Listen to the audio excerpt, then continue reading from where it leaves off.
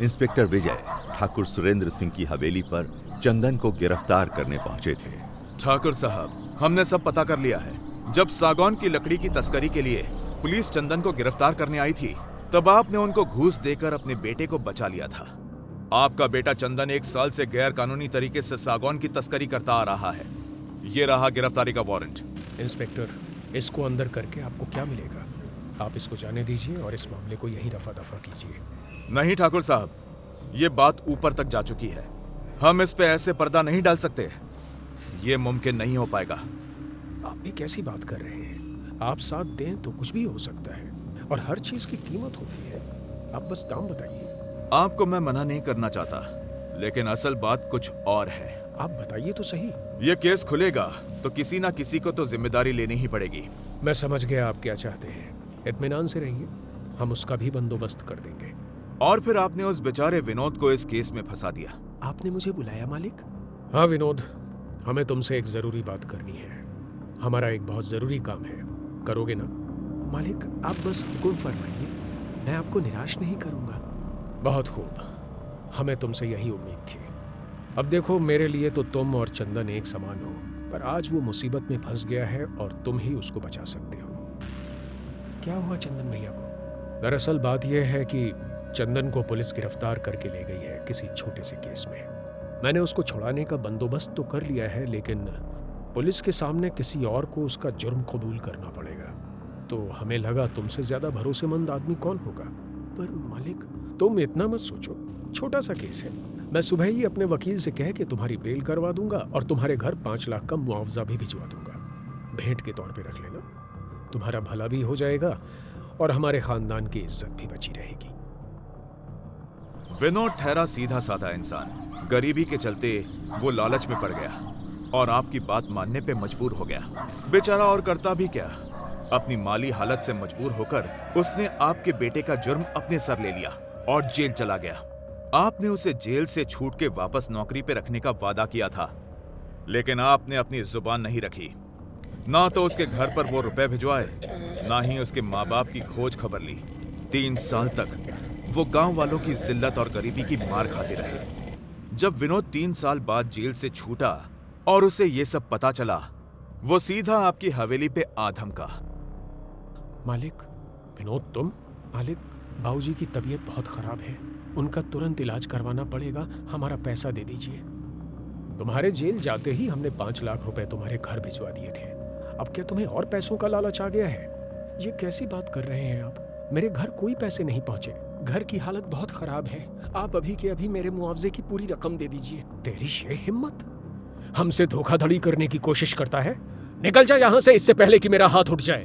धोखा तो तुमने मुझे दिया है। पहले मुझे झूठे केस में फंसाया और मेरी बेल नहीं कराई। मेरे घर वालों को कितनी जिल्लत झेलनी पड़ी तुम्हारे बेटे की वजह से, और अब मेरा पैसा छीन रहे हो। एक बात कान खोलकर सुन लो, मैं चाहूं तो अभी बड़े साहब को जाकर सब सच बता सकता हूं। गांव भर में तुम्हारी बची खुची इज्जत भी चली जाएगी और तुम्हारा ये नालायक बेटा भी जेल चला जाएगा।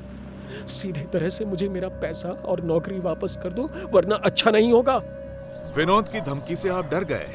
आपने उसे पैसे देकर वापस भेज तो दिया, लेकिन आपके दिमाग में डर बैठ गया कि अगर विनोद ने गांव में सच बता दिया तो आपकी झूठी शान मिट्टी में मिल जाएगी। इसलिए उसके जाने के बाद आपने चंदन से कहकर उसे रास्ते से हटा देने का बंदोबस्त कर दिया। उसी रात चंदन और आपके नौकर कल्लू ने मिलकर विनोद को जान से मार डाला। जब इतना सब जान ही लिया है तो ये भी सुन लीजिए।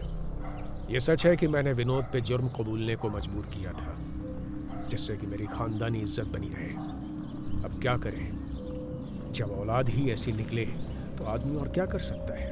अपनी खानदानी इज्जत को अपने बेटे की छोटी सी नादानी से कैसे बर्बाद होते देख सकता था। मैं मानता हूँ मैंने चंदन को बचाने के लिए विनोद को इस केस में फंसाया, पर मैं अपनी जुबान का पक्का हूँ। अपने वादे के मुताबिक मैंने उसके घर 5 लाख रुपए भिजवा दिए थे, इसलिए आप ये नहीं कह सकते कि मैंने अपना वादा पूरा नहीं किया। विनोद के मन में पैसे का लालच आ गया था। जिस दिन वो जेल से छूट के आया, मैंने उसे दोबारा 5 लाख रुपए दिए। मैं इतना नीचे नहीं गिर सकता कि उसका खून करवा दूं। आपका ये इल्जाम सरासर गलत है। विनोद वो पैसे लेकर गायब हो गया। ठाकुर साहब, विनोद मर चुका है। ये रही फॉरेंसिक डीएनए रिपोर्ट, जो हमने उसके पिता और उसके कंकाल के डीएनए से मैच की है। वो कंकाल किसी और का नहीं बल्कि विनोद का ही है।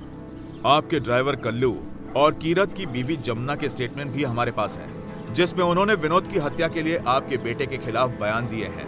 कल्लू ने अपना जुर्म कबूल कर लिया है। ठाकुर साहब ये सब सुन के हताश होकर बैठ जाते हैं। साठे, कुछ लोगों की टीम को तुरंत शहर भेजो और चंदन को गिरफ्तार कर सीधे थाने लाओ। जी साहब। ठाकुर साहब, अब तक आप चंदन को कई बार बचा चुके हैं, लेकिन अब अगर आपने कुछ ऐसा किया तो मुझे आपको भी गिरफ्तार करना पड़ेगा। अगर चंदन यहां आए तो बेहतर यही होगा कि आप उसे पुलिस के हवाले कर दीजिए। उधर इंस्पेक्टर विजय के केबिन में। सर, उस कंकाल की गुत्थी तो सुलझ गई, अब बस ज्योति का पता लगाना है। कुछ सवाल अभी भी अनसुलझे हैं। विनोद के फोरेंसिक रिपोर्ट में 2 तरह की मिट्टी क्यों पाई गई? कल्लू और जमुना के बयान से तो विनोद को 2 साल पहले ही इमली के पेड़ के नीचे दफना दिया गया था। फिर ज्योति ने उस रात विनोद का खून होते हुए कैसे देखा? आखिर एक ही घटना एक ही जगह पे 2 अलग-अलग समय पे कैसे घट सकती है? अब हरिलाल के घर पे काफी रात हो चुकी थी। हरिलाल सोने की कोशिश कर रहा था, तभी उसे बाहर से छन छन की आवाज सुनाई देती है, जैसे कोई औरत उसे पुकार रही हो। वो उठकर खिड़की से बाहर देखता है तो उसकी आवाज हलक में अटक कर रह जाती है। बाहर आंगन में कोई साया घूमता हुआ नजर आता है। ये तो वही औरत ज्योति है। लेकिन इस बार वो पहले जैसी नहीं लग रही थी। हरिलाल की सांस जैसे उखड़ जाती है। सर्द मौसम में भी पूरा बदन पसीने से तरबतर हो जाता है। ज्योति बाहें फैलाए उसके आंगन में खड़ी होती है। वो हरिलाल को इशारे से अपने पास बुलाती है। हरिलाल को जैसे कोई सम्मोहन हो गया हो। वो उठकर दरवाजा खोल के बाहर चला जाता है। कहानी जारी रहेगी।